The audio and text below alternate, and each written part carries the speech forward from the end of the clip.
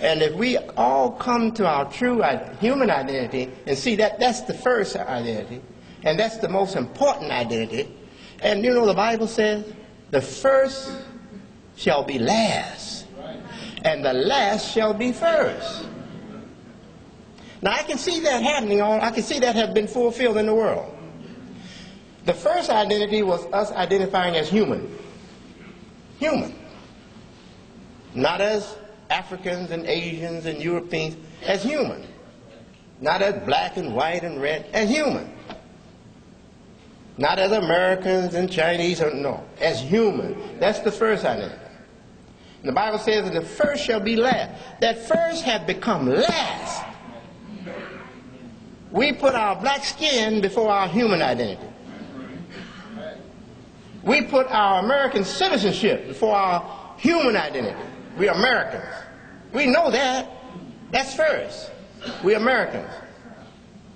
Or I'm an African American. I'm a black American. I'm a Polish American. I'm a Jewish American, whatever. We put these identities, and these identities have separated us from the original identity.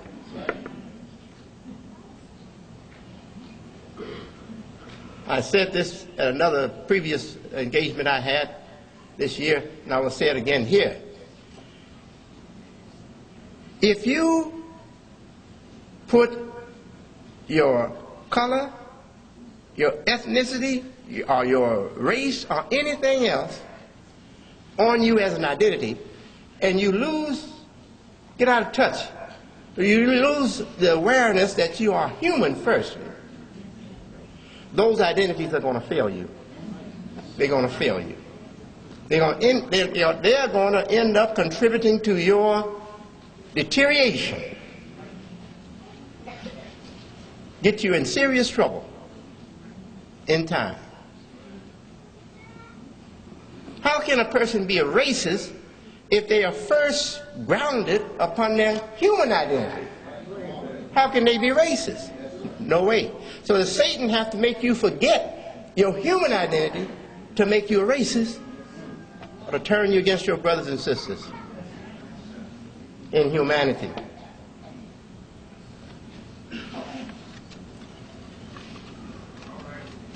If we get back in touch with our identity that God gave us, that He gives us when He say you all are the children of Adam, we can make great progress. Your soul will be lifted up. The burden will be taken off your soul. Your mind will awaken to do greater and more beautiful things. Yes, you'll be free. In our religion, false worship is the worst form of oppression. Now, African Americans, when we think of oppression, we think of white supremacy. We think of our circumstances as slaves on the plantation.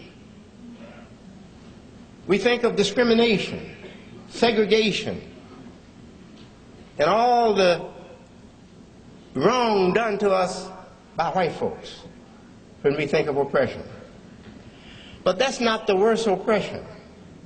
The worst oppression is for you to have a false authority over your life. Now, in ancient times, in my conclusion, in ancient times, medieval times too, but mainly in ancient times, images were made of the powers and authorities that were working and ruling in the life of people. They made images for them of people who loved sex, and sex seemed to have been the main driving force in their life. They were given a deity that meant sex, having sex. And they would worship that deity. Yes, they would have celebrations and dance and shout and everything around that sex organ. This is history. This is history, brothers and sisters. And you know Africa, the name Africa, it goes back to a mythical deity, a female, Aphrodite. If you say she is an Aphrodite, you mean she's oversexed? She wants it too often and too much? So we have to understand these myths, how these myths have come into our life. Now, we have more gods in this modern time than the medieval people had in their time, or than the ancient people had in their time. We just haven't given images for them. Most of us are worshiping sex organs. Your God is a sex organ. You just haven't made an image of him yet. And you have many, many gods. So let's us separate myth from religion and be truly free. Thank you. Peace. Assalamu alaikum.